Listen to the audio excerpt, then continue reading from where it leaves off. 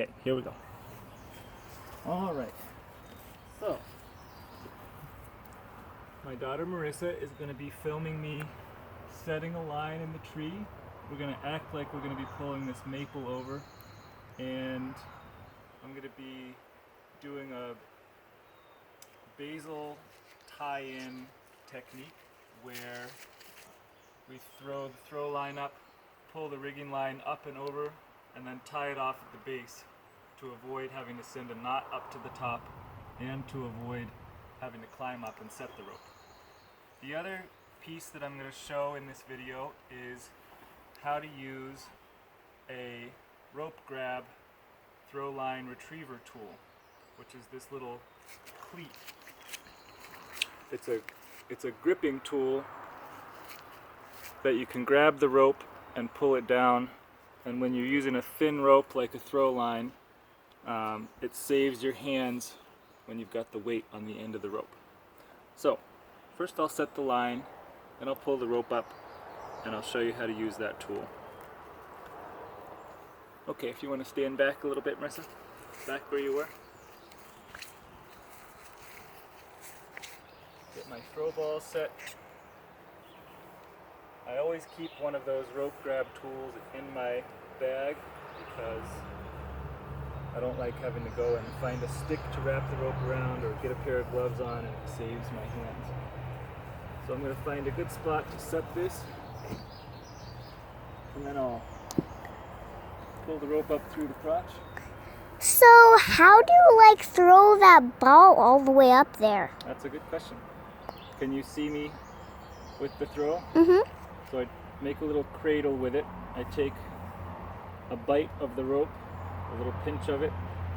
I bring that through the ball, so I have an ear of a bite on one end, and on the other end I have the rope. Okay, here we go. Make sure you don't hit this thing or me. Sounds good. All right, that was a good setting point. Get it to go around the back a little bit more. Right there.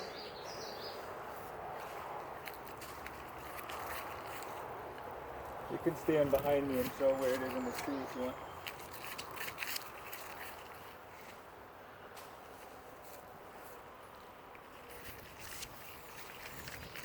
Okay, so I've got a good point to set the rope. Stand back a little further so you can see. So now I just take my rope, set it onto the throw line so I can send it up. I always like to send the end up so that I don't have to unbag the whole rope and rebag it. I'd rather do that with my throw line, so I leave my throw line here. I'm going to go down and pull that rope up, and I'll show how the rope grab tool works. So watch the steps there.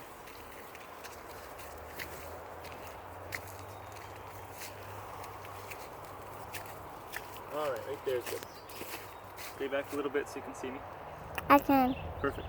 So, the first part of the pull is always easy enough because there's not a lot of friction, right? But as soon as that rope hits the canopy right there, now it starts to burn my fingers. I'm going to take out my rope grab, put it in my hands. The rope runs right through my fingers. Go ahead and make sure you're pointed at this and watch how I do it. Now this rope grab just engages and disengages real easy. So I'm just slipping it up the rope and using it to save my hand here as I pull it down. There we go. Over another limb there, even more friction. Now I'm even more glad that I've got this. The rope just runs right through my fingers, so it's not pinching me at all. My hands are on the grab. Every time I want to disengage it, I just straighten it up and then turn it to the side to engage those teeth for the grip. Pulling this rope all the way down, just about there. Once I have the rope in my hand, I'll pull the excess throw line back up. Here we go. All done with my handy little tool. Put it back in the bag. Everybody should have one of these in their throw line kit. Pull the rest of my throw line down. And then I'm done with the throw line. I've got my rope set in the top of the tree. Good solid anchor point, easy to make the pull. Now I can pull this tree over or have a helper pull it over while somebody cuts, and make sure that we get this thing to fall exactly where we want it, between buildings, around cars, wherever the tree needs to fall. So now I've got the end of my rope, and I just take it. This is what most people are familiar with now for single line technique climbing, where you can set your climbing line.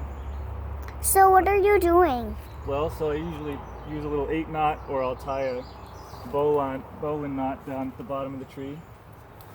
I always like to set it back behind the tree, so if I'm following the tree this way. So what are you doing? Just getting ready. For what? Getting ready for following this tree. I'm not actually going to follow it. Hey there, we'll be right up. I've got my line set. Go ahead and point it right here. I'll make my cut down here. Somebody will be able to pull the line. Let's go back up and just take a look at the line if you want to follow me. I want to go and see Maisie. Yep, this is the last part. Okay. Stand right there and show this part. Now I've got my line set. Show where the line's set over there on the tree. I've got my pole. Obviously I'll want to be far enough away from the pole that the tree isn't going to land on me, so I'd be way, way back. Now I've got a point. I can pull this tree right over. I didn't have to climb the tree. I didn't have to send a knot up through the branches. You're not aiming at me. I didn't have to send a knot up through the branches, and easy pull. When the tree comes down, I can untie that knot on the ground, pull my rope back through before we process it, and that's that. So basal tie-in technique for a redirect rope using the rigging line and using the handy Throwline retrieval tool to pull the line up with a weight on the end. Thanks for watching, and thanks for being my film shooting daughter. Here she goes off to find her buddy.